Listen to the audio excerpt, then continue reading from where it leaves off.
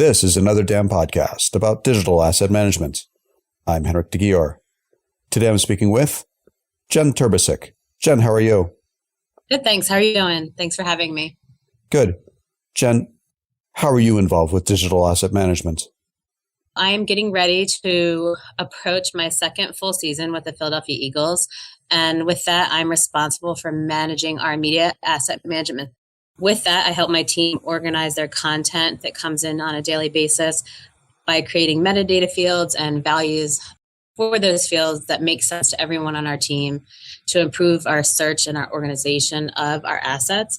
I also coordinate day-to-day MAM activities that come up, just like normal MAM needs and maybe some support issues that arise. And I kind of just handle and coordinate that stuff as each day goes on. Jen, how does one of the most storied sports franchises in history use digital asset management? We use our MAM in several different aspects. For example, on game day, we have a lot of moving pieces. A lot of different content is being produced, photos, videos. And our goal with Reach Engine was to streamline and automate how that content got into our MAM. So on game day, our replay operators are constantly creating clips and sending them off to a hot folder. That hot folder then pulls those clips directly into Reach Engine. And from there, we have our loggers kind of waiting and watching and reviewing that content as it comes in, and they immediately start logging and tagging that content.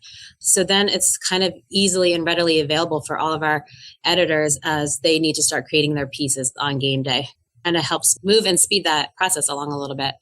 Another area I think we've been really successful in is automation and workflows. I work really closely with our integrators at Chesapeake Systems, and we take our manual processes and automate them as much as we possibly can. We found that automating these processes has really saved time and improved efficiency. It's helped improve our delivery time to our social channels as well as our affiliates.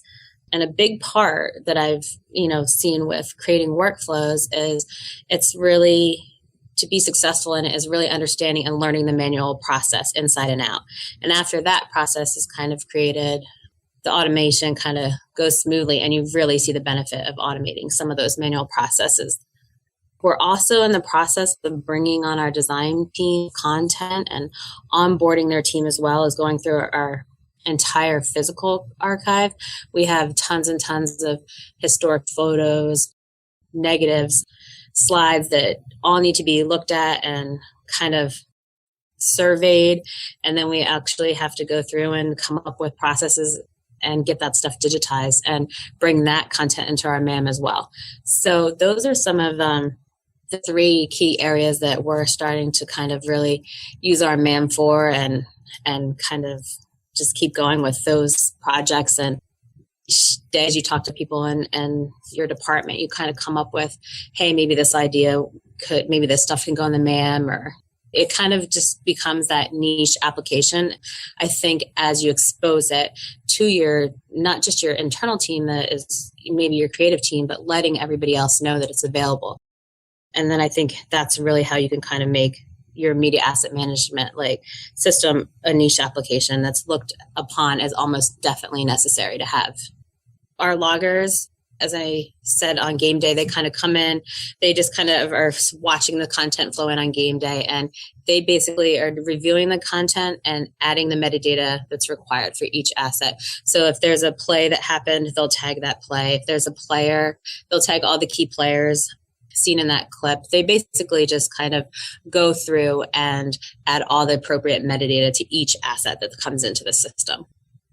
Jen, what are the biggest challenges and successes you've seen with digital asset management? A big challenge for me this time around was learning a new system and just becoming more familiar with video content. I previously worked more with photos and PDF documents, and that was a huge challenge for me. And another challenge I think a lot of digital asset managers may experience is just making sure that every user is comfortable using the system. It's something that I just find is important, and it's a challenge, and you have to have continued patience and kind of just be able to go with the flow. And maybe some users might pick up a system right away, and some you may have to sit with a little bit longer. And I think that is a huge challenge for us, is just kind of the continuation of training and just knowledge sharing.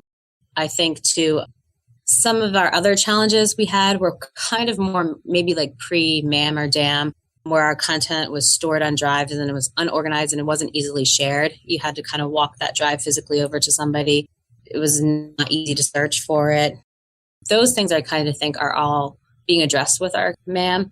And we still come across small challenges day to day. They're usually more or less like UI or functionality based challenges, but we kind of just work through those and continue to move forward.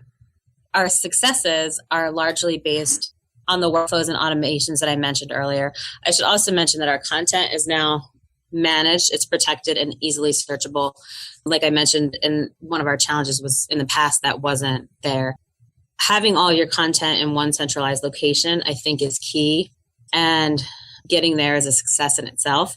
So I think for us, just kind of finally beginning to have all that content in one location is a huge success. And I think as we bring on other teams and make that content available for other end users, it's just going to continue to be successful. Great. And what advice would you like to share with DAM professionals and people aspiring to become DAM professionals? I would say attend as many conferences as you can.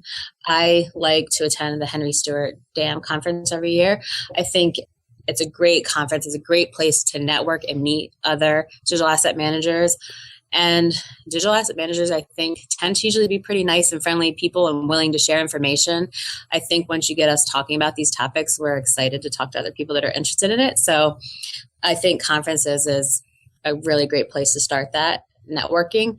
I also really enjoy the Mod Librarian site. She lists 10 damn things to check out every Thursday, I think it is.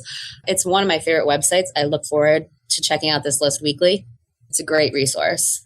And I think if you're already tasked with managing your assets, you have to continue to talk to your team and learn and understand their current processes.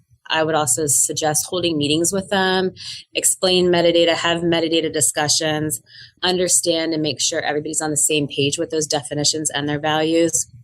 And I also think it's important to keep your team involved and listen to their ideas as well. A lot of times they're the experts in the content that you're actually going to be managing and organizing. So I think it's important to hear what they have to say too and listen to their ideas. And just remember too that metadata is organic and it changes with every project that's coming and as things change in your company. So just remember that you may have to go back and revisit it every once in a while. But other than that, I think that's all I have. Great. Well, thanks, Jen. Yeah, thanks. For more on this, visit anotherdamblog.com. For 185 other episodes, visit anotherdamppodcast.com. If you have any comments or questions, please feel free to email me at anotherdamblog@gmail.com. Thanks again.